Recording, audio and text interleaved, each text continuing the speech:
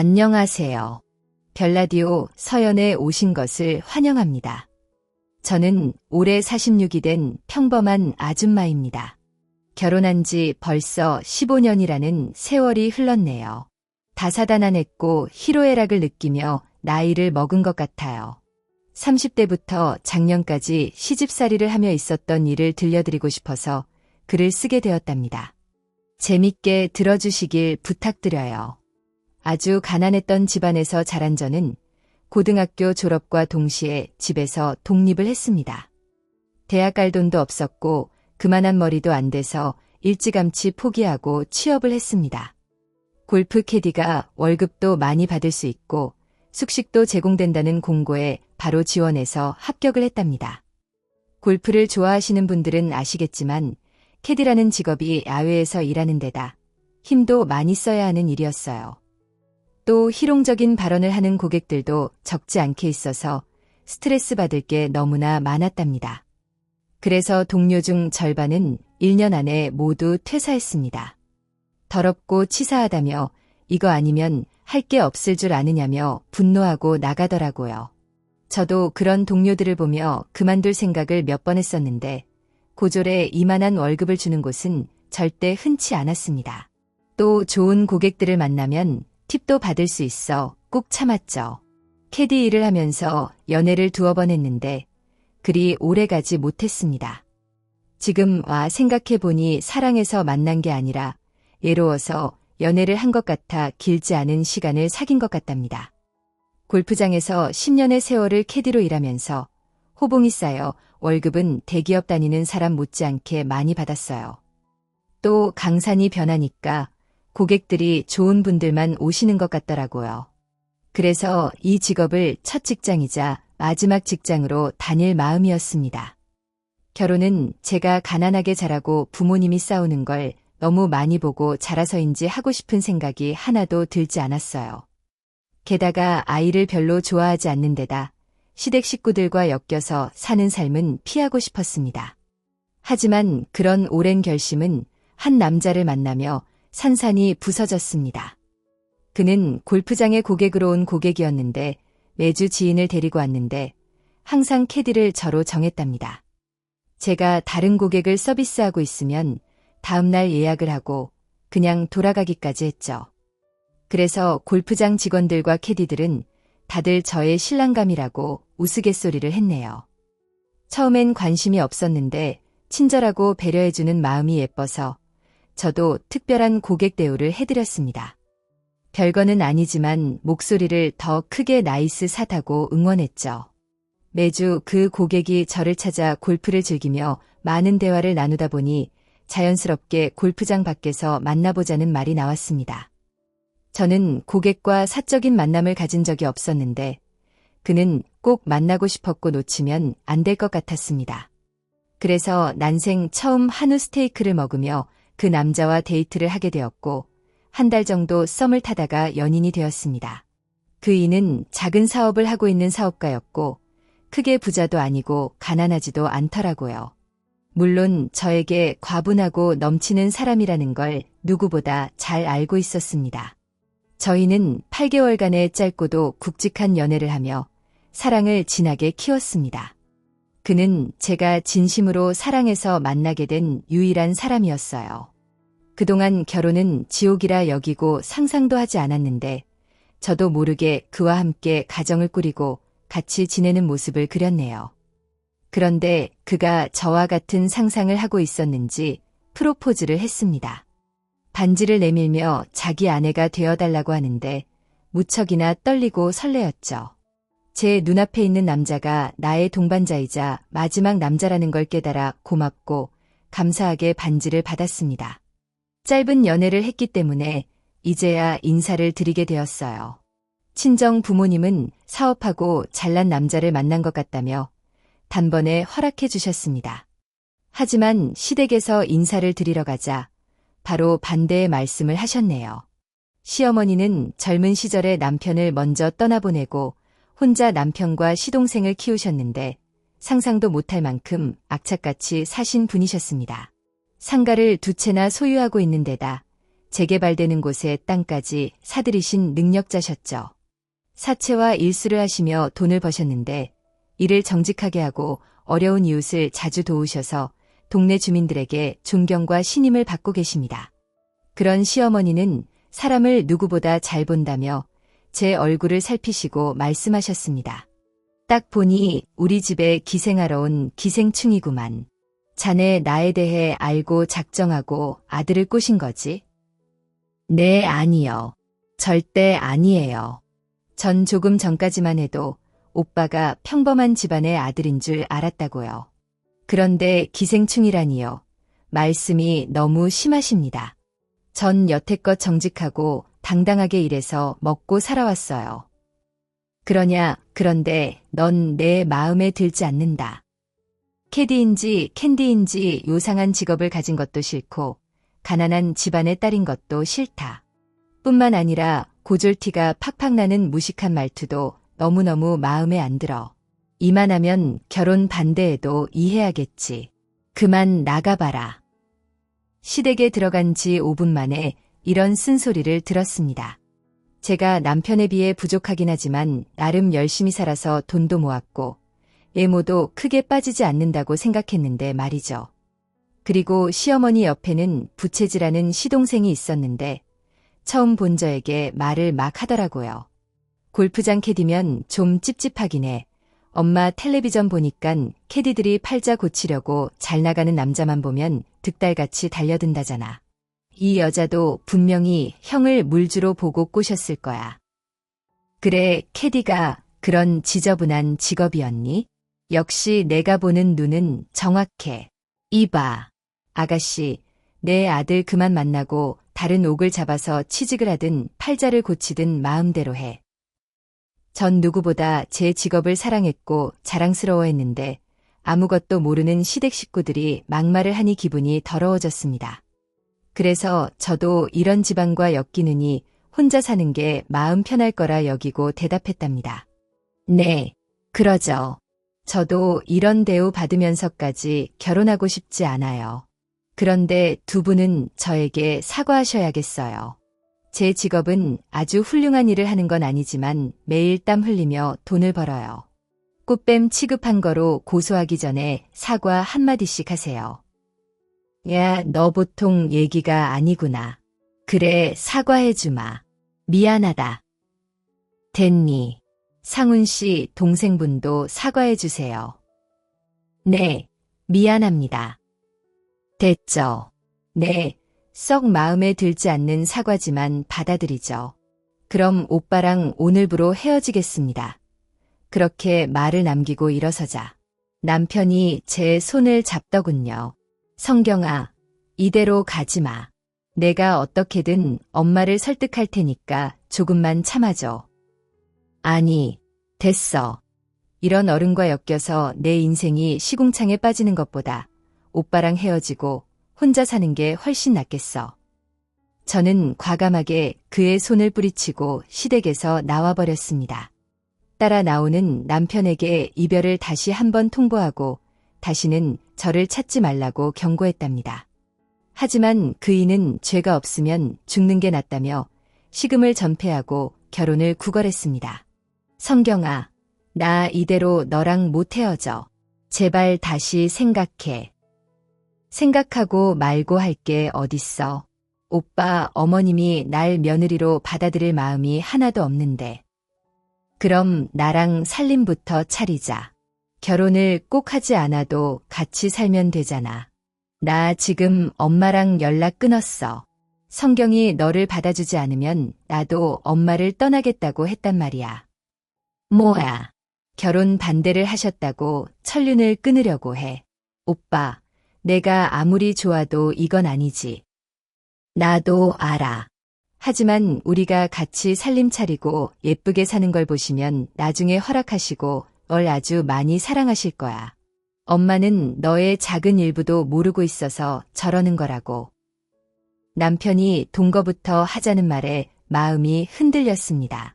그이와 함께 지내고 싶은 마음이 굴뚝 같았고 저희 두 사람을 반반씩 닮은 어여쁜 아이도 낳고 싶었으니까요. 그래서 전 며칠 동안 고민을 하다가 남편이 하자는 대로 살림부터 차리고 동거를 시작했습니다. 그이가 신혼집으로 마련하려고 했던 아파트에 들어갔고 제가 혼수로 채웠습니다. 그리고 혼인신고까지 해서 되돌릴 수 없게 되었답니다. 이 사실을 전해들은 시어머니는 붕괴하며 집으로 찾아오셨습니다. 전 마음의 준비를 한 터라 머리채를 잡히든지 딸기를 얻어맞을 생각을 하고 있었습니다. 그런데 한참 동안 집안을 서성이던 시어머니는 씩씩대던 한숨을 그치고 말씀하셨습니다. 결혼 허락하겠다. 대신 조건 있어. 너무 쉽게 허락을 해주셔서 깜짝 놀랐습니다. 그래서 남편이 활짝 웃으며 조건이 뭐냐고 여쭈었습니다. 엄마, 우리 허락해 주시는 거예요? 그래서 조건이 뭔데요? 제 캐디 때려치우고 내조만 하고 살아라. 그리고 이 집에서 사는 건 안 돼. 내 집에 들어와서 살아라. 그게 내 조건이야. 그 말을 듣자 소름이 끼쳤습니다. 남편이 얼마나 같이 살아야 하냐고 물었더니 당신이 나가라고 할 때까지라고 하시더군요. 그리고 어머님의 말씀을 거역하면 천륜을 끊는 건 물론이고 남편에게 투자했던 사업 자금도 회수하고 길바닥에 나앉도록 망하게 한다고 경고하셨습니다. 그때 시어머니 눈빛을 봤는데 빈말로 하는 말씀이 아니셨어요. 얼마나 날카롭고 무섭던지 괜히 사채로 성공한 분이 아니구나 싶었답니다. 그래도 생각할 시간을 주신다고 해서 남편과 고민에 빠졌습니다. 그이는 어떠한 경우에도 저와 헤어질 일은 없으니 결정은 저에게 하라고 하더군요. 이에 저는 천륜을 끝내 모진 아내가 되기 싫었고 남편을 망하게 만들고도 싶지 않았습니다. 이미 주사위는 던져졌고 어디로 가야 하는지 정해졌죠. 그래서 시어머니 말씀대로 한 달 안에 집을 처분하고 혼수는 시댁에 드렸습니다. 이렇게 해서 저와 남편은 결혼식을 올리게 되었고 시어머니에게 인정받은 부부가 되었습니다. 그리고 저의 악몽 같은 시집살이가 시작되었습니다. 예상은 했지만 시어머니는 저에게 가혹한 시집살이를 시키셨어요. 새벽 5시에 기상해 대문 앞을 청소하고 정원 정리를 이어서 한다음 아침을 준비했습니다. 기존에 계시던 가정부 이모님 3분이 살림을 하셨는데 저는 혼자서 다 해야만 했습니다. 매 끼니마다 새로운 반찬과 새밥을 하는 건 당연한 일이었고 대궐 같은 집을 매일 쓸고 닦고 광내기를 해야 했습니다. 하루 종일 집 안에서 살림만 했답니다. 제가 캐디로 일했을 때보다 훨씬 더 많이 힘들었죠. 시어머니가 일부러 저를 교육시키고 굴려먹으려는 걸 알고 있어 한 번도 토를 달지 않고 묵묵히 해야 할 일을 했답니다. 시집살이 4개월 차가 되었을 때는 집안일이 숙달되어 시키기 전에 미리 끝내버리는 수준이 되었어요.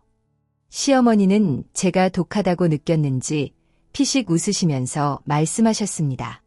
너 처음 봤을 때부터 보통이 아닌 걸 알고 있었다. 그런데 기대 이상으로 아주 잘하고 있어. 그래서 난 너를 더 빡세게 키워볼 생각이야. 다음 주가 벌써 11월 중순이지. 그럼 뭘 해야 할까? 김장이요. 맞아. 미리 생각하고 있었구나. 그런 자세 좋다. 대신 김장은 너 혼자 해라. 나는 온몸이 아파서 몸 쓰는 일을 못하거든. 걱정 마세요.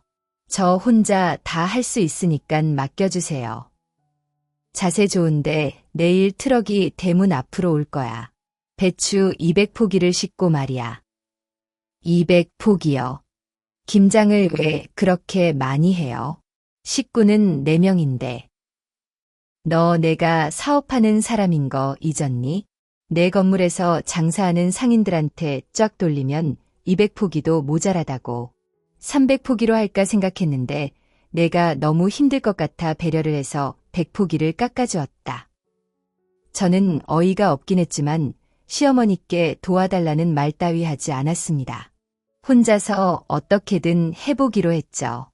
이튿날 배달해주시는 분과 같이 배추를 나르고 쌓아봤더니 양이 어마어마하더군요. 하루 안에는 절대 못하니 최소 사흘 안에 끝내야겠다는 계획을 세웠습니다. 물론 김장은 김장이고 집안 살림도 다 해야만 했죠. 그나마 남편이 퇴근하고 집에 오면 저를 도와주어서 그나마 좀 나았습니다. 그이는 입에서 미안하다는 말을 계속하며 늦은 밤까지 김장을 도와줬습니다. 그렇게 사흘 만에 김장을 다 끝내놓았더니 맛을 본 시어머니가 아무 말도 못하셨어요. 시혜를 거시려고 했지만 제가 아주 정성껏 만들어서 맛이 없을 수가 없었답니다. 그 이후로도 시어머니는 제 몸이 쓰러지게 하려고 많은 일을 시키셨습니다. 한편 시동생은 집안에서 마주치면 아는 체도 하지 않았습니다. 제가 인사를 해도 그냥 씹어버리고 지나가더라고요. 이런 시댁에서 언제까지 살아야 할지 갑갑했는데 좋은 소식이 하나 생겼습니다. 시동생이 결혼한다며 예비 동서를 데리고 왔더라고요. 솔직히 저는 결혼을 축하하기보다 제 눈에 거슬리던 시동생이 분가할 생각에 저 자신에게 축하를 했답니다. 예비 동서는 의사 집안의 장녀였는데 특별한 직업 없이 놀고 먹는 백수였습니다. 뭐가 됐든 저와는 상관없었는데 동서가 제 심기를 건드리더군요. 형님 고졸이라면서요. 요즘 세상이 고졸이면 사람 취급 못 받지 않나요? 난 그동안 잘 살아왔어. 동서야말로 대학 나왔으면 사람 고시를 하고 살아야지. 왜 한 번도 직장을 안 다닌 거야? 머리가 좀 나쁘나? 뭐라고요? 회사를 안 다니면 머리 나쁜 건가요? 역시 없는 사람이라 그런지 생각이 짧으시네요. 제가 취직을 하지 않은 건 부모님이 주는 돈으로 먹고 살았기 때문이에요. 전 아등바등 살 필요가 없다고요. 대학 졸업장은 필수 조건이니까 딴 거고요. 취직은 안 하더라도 시집은 가야 하잖아요. 형님 보니까 대학을 나오지 않아도 시집 갈 수 있다는 걸 알게 됐네요. 동서, 인생을 최선을 다해서 살아본 적 없지. 자네는 결혼 생활에 최선을 다해야 할 거야. 가뜩이나 서방님 성질머리도 별로인데 동서까지 그 모양이면 얼마 못 가 이혼하겠다고 보여. 말이면 단줄 아나. 동서야말로 혓바닥 조심히 놀려. 까딱하다 혓바닥을 정수리에 붙여버릴 테니까. 제가 죽일 듯한 눈빛으로 경고했더니 그제야 눈을 내리깔고 주둥이를 다물었습니다. 시어머니는 제 예상대로 저와 동서를 심하게 편애하셨어요. 몸으로 일하는 건 모두 제 몫이었고 동서는 다 된 밥에 숟가락만 얹어도 예쁨 받는 며느리였죠. 그렇게 해를 2번 넘기자 동서가 아들을 출산했습니다. 그러자 제 입지는 더 좁혀지고 말았습니다. 어머니는 저에게 시집 온 지가 언제인데 아직도 애가 없냐며 매일 성질을 부리셨죠. 그런데 얼마 지나지 않아 좋은 소식이 들려왔습니다. 시동생 부부가 이번에는 미국으로 떠난다고 하더군요. 아들을 낳았다고 유세를 떨더니 미국에서 교육을 시켜야 한다며 떠날 준비를 하더라고요. 그 말을 듣고 얼마나 기쁘던지 평생 안 보고 살았으면 좋겠다는 생각이 절로 들었습니다. 시어머니는 당신 아들 내외와 손자까지 미국에서 잘 먹고 살게 해주려고 건물 하나를 정리하셔서 큰 돈을 주시더군요. 제가 아들을 낳으면 건물을 파셔서 정리하시려나 잠시 생각했지만 말도 안 되는 일이라 바로 잊어버렸네요. 시동생 부부는 미국으로 건너가서 시어머니가 준 돈으로 사업을 시작하며 자리를 잡았다고 하더군요. 말로는 잘 되고 있어서 평생 거기에 있을 거라고 했답니다. 뭐 어찌 되었든 간에 시동생과 동서가 제 눈앞에서 사라지니 그렇게 속이 시원할 수가 없었습니다. 그렇게 강직하고 독한 시어머니도 결혼한 지 3년이 지나자 이빨 빠진 호랑이가 되셨습니다. 건강이 좋지 않으셔서 병원에 이틀에 한 번씩은 꼭 가셔야 했고 집에서는 잠만 주무셔서 저를 괴롭히지 못했습니다. 그러던 어느 날 위험이 심하게 있던 시어머니에게서 암이 발병했다는 의사 선생님의 진단을 듣게 되었습니다. 암은 이기였고 다른 장기에 전염되지 않아 수술과 항암 치료만으로 회복할 수 있다고 했습니다. 저는 미워하던 시어머니가 암에 걸렸다 해서 기분이 나아질 거라 생각했는데 전혀 그렇지 않았습니다. 가슴이 너무 아파서 눈물이 계속 흘러나왔습니다. 미운 정도 정이라서 그런 건지 아니면 저도 모르게 시어머니를 진짜 가족으로 여기고 있어서였는지는 모르지만 가슴이 미어져서 미칠 것만 같았습니다. 그래서 전 시어머니 간병을 자청했습니다. 어머님이 제가 불편하다고 간병인을 부르겠다고 하셨는데 제가 한 사건 말리며 곁에 붙어 있었죠. 24시간 내내 잠을 자는 둥 마는 둥 하면서 시어머니의 몸을 살피고 또 살폈습니다. 왜야, 너네가 밉지도 않은 거야. 왜 나한테 잘해주는 거냐? 혹시 내 재산 때문이니 어머님 재산이 탐이 났으면 간병을 하겠어요. 전 어머님을 꼭 낫게 해드리려고 여기 있는 사람입니다. 고맙구나. 모질고 서갈머리 없는 시애미를 정성스럽게 돌봐줘서 세아가 그때 세아가라는 말을 처음 들었습니다. 저는 감동을 해서 눈시울이 붉어졌는데 시어머니 역시 새빨간 눈을 아시며 저를 애절하게 바라보셨네요. 그렇게 저희 고부는 사과의 말이 없는 사회를 하게 되었습니다. 시어머니는 수술이 잘 되긴 했는데 앞으로 받아야 할 항암 치료가 남아있어 걱정이었답니다. 항암 치료를 받게 되면 물도 넘기지 못한다 해서 잘 버텨주시기를 바랐네요. 한편 시동생 부부는 시어머니 암 소식을 전한 지 몇 달이 되어도 나타나지 않았습니다. 남편에게 물어보니 시동생이 자식 교육과 사업이 많이 바쁘다며 다음에 오겠다고 했답니다. 뭐 다음에 오겠다고, 어머님이 다른 곳도 아닌 암에 걸리셨는데 그 자식이 자기 할 말만 하고 끊어서 혼내지도 못했어. 나쁜 놈의 새끼, 그동안 사업 매출이 계속 적자라 엄마 돈만 계속 끌어다 쓴 주제에 감이 아픈 엄마를 무시해. 이놈 나타나기만 하면 다리 몽둥이를 분질러 버릴 거야. 서방님이나 동서나 똑같네. 아직도 철딱서니 없이 부모 등에 빨대나 꽂고 사는 거머리야. 어머님이 도와주는 걸 당연하게 생각해서. 그래, 나중에 자기들 자식한테 똑같이 당해버려라. 저희는 시어머니께 미국에서 큰일이 있어 오지 못하는 거니 너무 상심하지 마시라고 설명해 드렸습니다. 그러자 고개만 끄덕이며 긴 한숨만 내뱉고 마셨죠. 다행히 시어머니는 반년 만에 암을 완치하는데 성공하셨습니다. 의료기술이 워낙 발달해 위암 위기는 웬만하면 나을 수 있다고 하더라고요. 암이 낫기는 했지만 어머님의 몸이 많이 약해지셔서 누군가 곁에서 계속 돌봐줘야만 했답니다. 물론 그 일은 제가 자청했습니다. 어머님 집에서도 달라지는 거 없어요. 제가 필요하면 이 버튼을 누르세요. 무전기처럼 신호가 가서 저에게 알려주니까 재빨리 달려갈 수 있다고요. 세아, 내가 너한테 정말 못할 짓을 많이 한 것 같구나. 참 많이 괴롭혔는데 어떻게 내 똥오줌까지 받아주며 간병해 줄 수가 있니? 그것도 모자라. 집에서도 내가 또 수고를 해주겠다고 너무 미안해서 안 되겠다.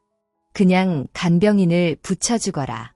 그리고 너랑 네 남편은 그만 분가하려.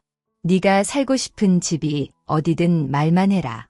시어머니 말씀에 저는 배시시 웃으며 대답했습니다. 싫은데요. 전 어머님을 두고 떠나지 않아요. 평생 모시고 살 거라고요. 제가 당한 수모를 돌려드려야 하니깐 빨리 건강해지세요. 아시겠어요? 그래, 고맙다. 그럼 언제든 분개하고 싶으면 말해주거라. 저는 분가할 마음을 먹지 않고 시어머니 곁에서 헌신과 희생을 하며 정성스럽게 간병했습니다. 병원에 가는 날은 제가 어머님을 업고 대문 밖까지 나가서 휠체어에 태워드리려 모셔갔습니다. 전 아무렇지 않게 한 행동이었는데 동네 구석구석에 효부라고 소문이 퍼졌답니다. 시어머니 친구분들과 지인들뿐만 아니라 어머님의 건물에서 장사하는 상인들이 저를 알아보고 먼저 인사와 칭찬을 해주시곤 했습니다. 저는 누군지도 모르고 무조건 감사하다고 대답했을 뿐이고요. 시어머니는 1년 정도 식사와 약을 잘 드신 덕인지 건강을 회복해서 상가를 돌며 관리도 하셨고 등산 같은 힘든 운동도 시작하셨네요. 물론 그 엽은 제가 지켜드렸죠. 이렇게 저와 시어머니는 둘도 없는 고부 사이가 되었습니다. 병간호가 대단한 일도 아닌데 어머님은 큰 빚을 지었다며 저를 친딸처럼 대해주시겠다고 입버릇처럼 말씀하셨답니다. 그런데 시동생이라는 농가 동서라는 년은 시어머니가 암과의 싸움에서 힘들게 이기고 회복하는 동안 한 번도 찾아오지 않았습니다. 그 두 사람은 어머님을 ATM기 이상으로 생각하지 않는 것 같았어요. 그러자 하루는 열불이 나서 미국에 전화를 걸어 막말을 퍼부어 줬답니다. 인간이면 그렇게 살면 안 된다. 불효하면 평생 가슴에 짐이 생길 것이다. 니들 자식이 똑같이 행동할 거다. 등등 가르치는 말을 좀 해줬더니 콧방귀를 끼며 제 전화를 끊어버리더라고요. 이후 시동생 부부는 미국에 건너간 지 5년 만에 시댁을 찾아왔습니다. 정말 대단한 놈들 아닌가요? 시어머니 돈으로 호의호식하는 주제에 5년 만에 나타나는 게 말이 됩니까? 여기서 더 기가 막힌 건 시동생이 시댁에 온 건 미국에서 하던 사업을 접고 새로운 걸 해보겠다며 돈을 달라고 온 거였습니다. 매달 시어머니가 자동이체로 보내는 생활비도 모자라 사업 자금을 또 받아가겠다고 뻔뻔하게 말하더라고요. 남편과 제가 난리를 치며 제발 철 좀 들라고 했더니 기등으로 듣지도 않고 시어머니한테 돈 이야기만 계속하더군요. 엄마, 아들 좀 믿어봐. 내가 추진하는 새로운 사업, 이거 대박이 날 거야. 딱 10억만 주면 1년 뒤에 20억으로 갚아드릴게. 상철아, 예전부터 말하고 싶었는데 넌 사업에 자질이 없어. 내가 하도 하고 싶다. 그러니까 돈을 준 거라고. 그리고 여태껏 네가 사업해서 돈을 크게 벌어봤니? 아니잖아. 이참에 미국 생활 그만 접고 한국에 들어와서 살아. 엄마가 일자리를 줄 테니깐 평범하게 살아라. 시어머니가 부탁하는 어조로 말했더니 시동생이 버럭 화를 내더군요. 아, 진짜 놓친 애가 뭐 말이 이렇게 많아? 아니, 그냥 좀 도와주면 덧나. 어차피 엄마는 돈도 많잖아. 그 말을 들은 제 남편이 눈이 뒤집혀 시동생이 턱죽 아래에 주먹을 냅다 꽂아버렸습니다. 퍽 소리와 함께 바닥에 쓰러진 시동생은 제 남편에게 똑같이 주먹을 휘둘렀답니다. 이에 질세라. 저는 당장 시동생과 동서의 머리채를 휘어잡고 박치기를 시켜버렸습니다. 두년놈은 똑같이 자빠져서 오랜 시간을 아파하며 일어나지 못했습니다. 그리곤 아무것도 얻지 못해 화가 났는지 인사도 없이 다시 미국으로 들어갔습니다. 나중에 이야기를 들었는데 동서의 의사 부모님이 시동생에게 사업 자금을 크게 대줬다고 하네요. 정말 사람은 끼리끼리 만난다는 말이 맞는 것 같죠. 이렇게 떠난 시동생 부부는 해가 여러 번 바뀌어도 시댁에 찾아오지 않았습니다. 어머님이 미국에 보내는 생활비를 끊어버리자 전화로 온갖 성질을 다 내더니 연락을 끊어버리더군요. 그런데 더 웃긴 건 시동생의 처가에는 주기적으로 오가고 있었다네요. 정말이지 구제불능한 인간 말종이었습니다. 아무튼 시동생 식구와 연락이 끊어진 채 저희는 저희대로 잘 살았습니다. 제 나이 40에 걸쳐지자 오랫동안 기다려온 아들이 태어나서 한 지붕 아래 3대가 복닥거리며 재밌게 하루하루를 보냈습니다. 그리고 세월은 흐르고 흘러 제가 시집온 지 14년이 다가오자 시어머니 몸이 위독하게 되었습니다.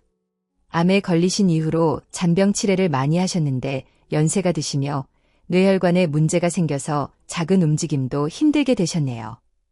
열심히 모시고 돌본다고 했는데 제 정성이 부족해서 이렇게 되셨나 봅니다.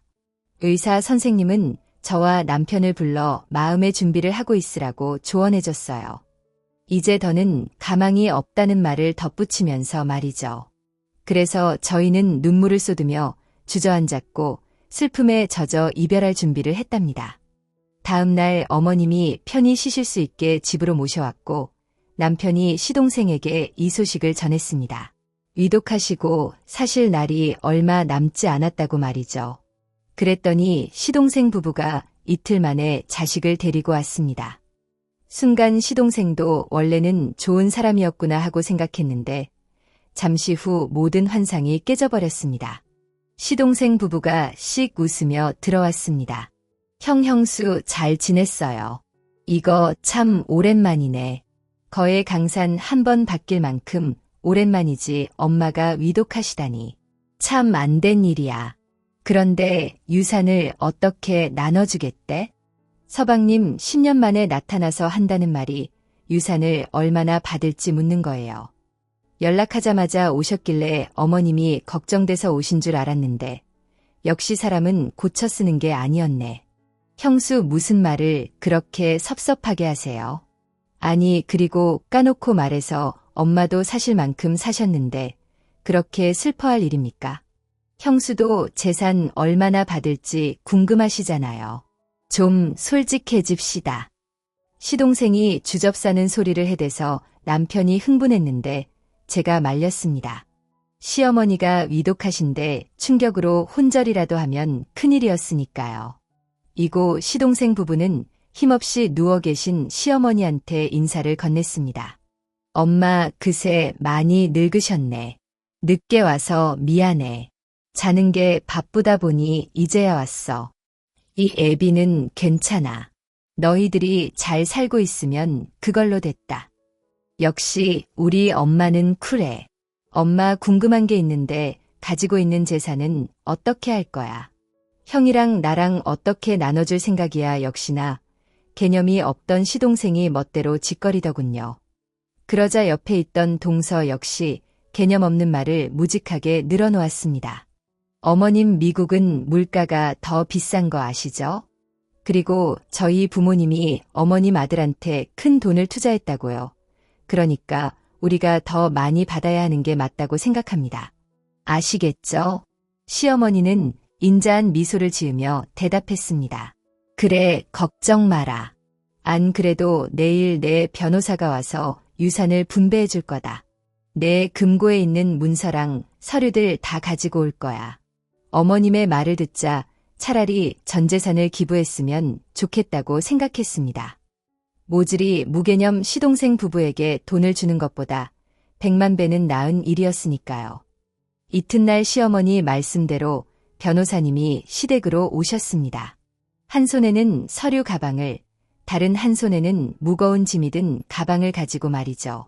온 식구가 시어머니 방에 모여 변호사가 하는 말에 귀를 기울였습니다. 그런데 변호사의 말은 가히 충격적이었습니다. 장남 방상훈에게 현재 거주하는 주택과 요광을 물려주고 차 안 방상철에게 15층 상가 한 채를 물려준다. 이상 저와 남편은 요강이 무슨 말이냐고 물었더니 변호사가 묵직한 가방에서 백자로 만들어진 요강을 꺼내더라고요. 이 요강이 방상훈 씨에게 어르신이 물려주는 유산 맞습니다.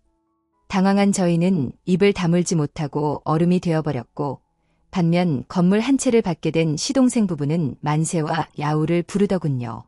역시 우리 엄마 어렸을 때부터 형보다 날 더 예뻐하더니 가실 때까지 마음이 한결같으시네.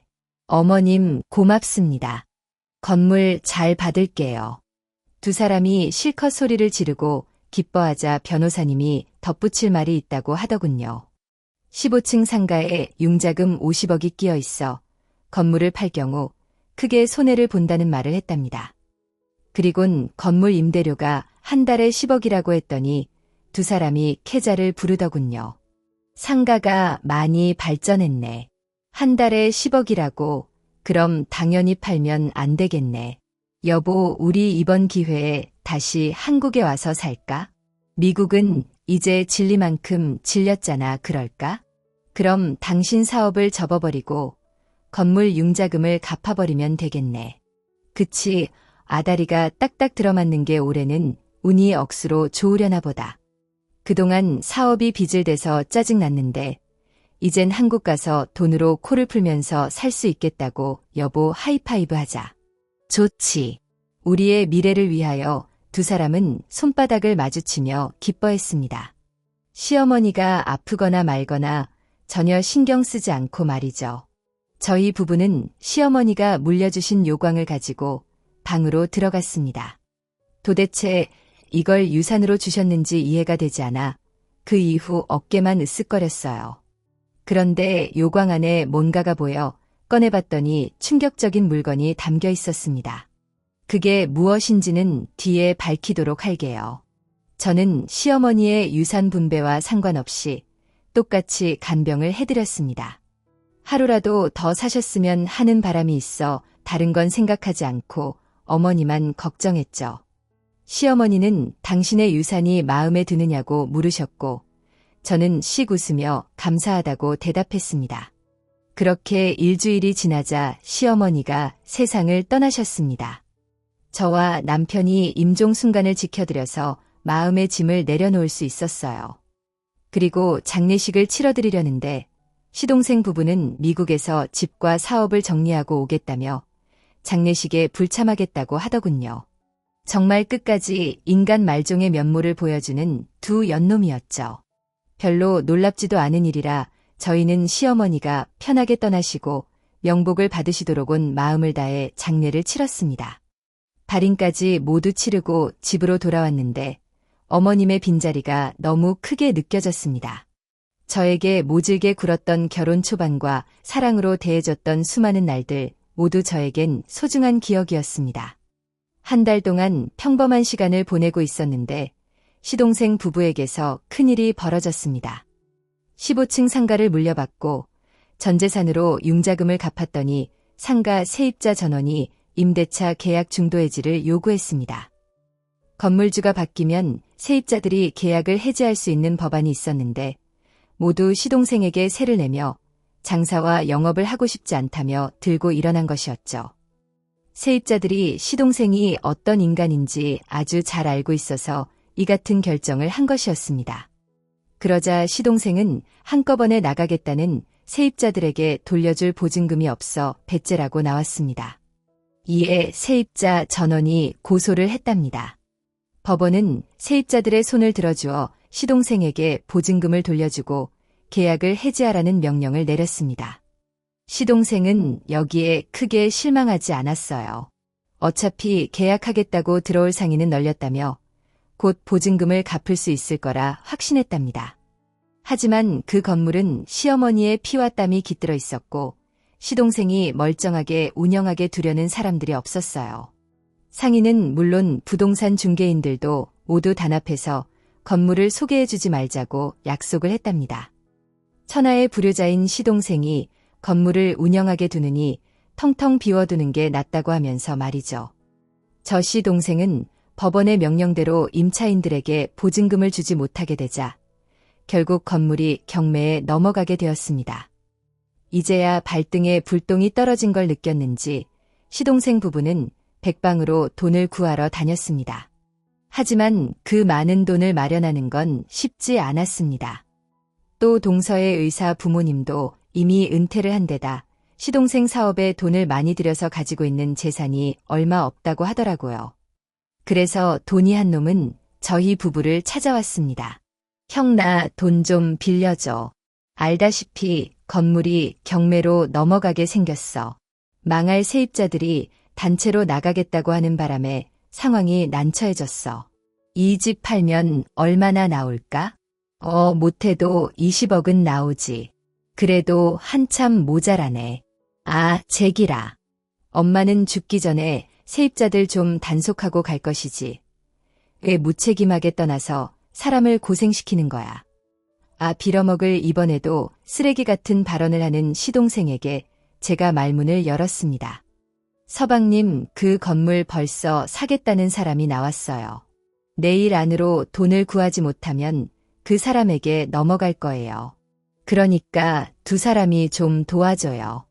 우리 미국 생활 청산하고 큰 마음 먹고 왔는데 꼴을 보세요. 돈만 빌려주면 나중에 세입자들이 들어오면 금방 갚을 수 있는 거 아시죠? 네, 잘 알죠. 그런데 그 건물 주인이 서방님이면 평생 세입자는 들어오지 않을 거예요.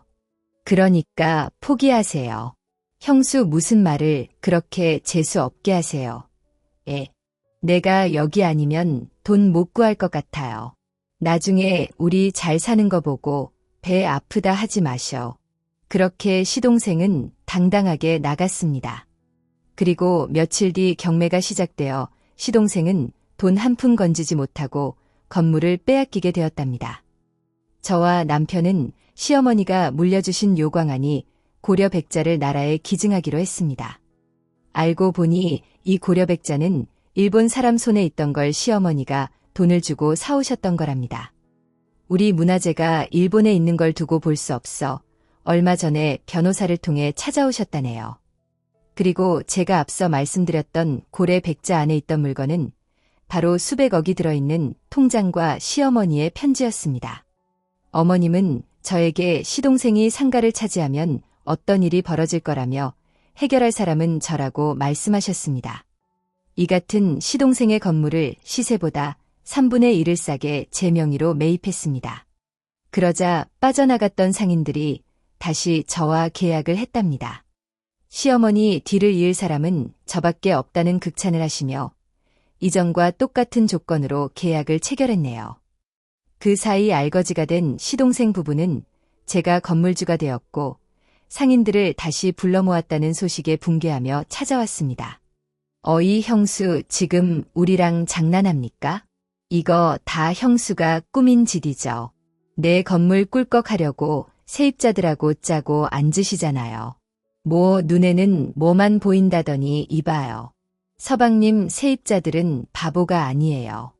당신처럼 어리석고 모질한 논팽이가 운영하는 건물에 세를 들어 영업하고 싶어 하지 않는다고요. 내 입으로 이런 말하기 뭐하지만 시어머니 뒤를 이을 사람은 나밖에 없어요. 아시겠어요? 망할년 당장 건물 도로 내놔. 거기다 50억이 들어갔어.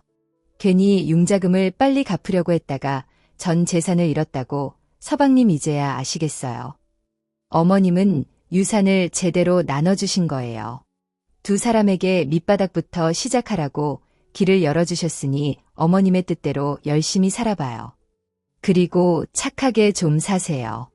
제발 시동생 내에는 발악하며 달려들었는데 이를 남편이 바로 제지했습니다.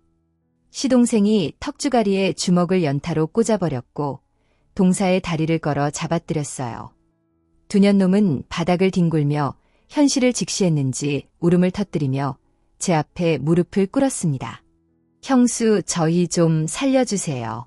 이제 정말 오갈 데가 없는 처지가 되었습니다. 거지.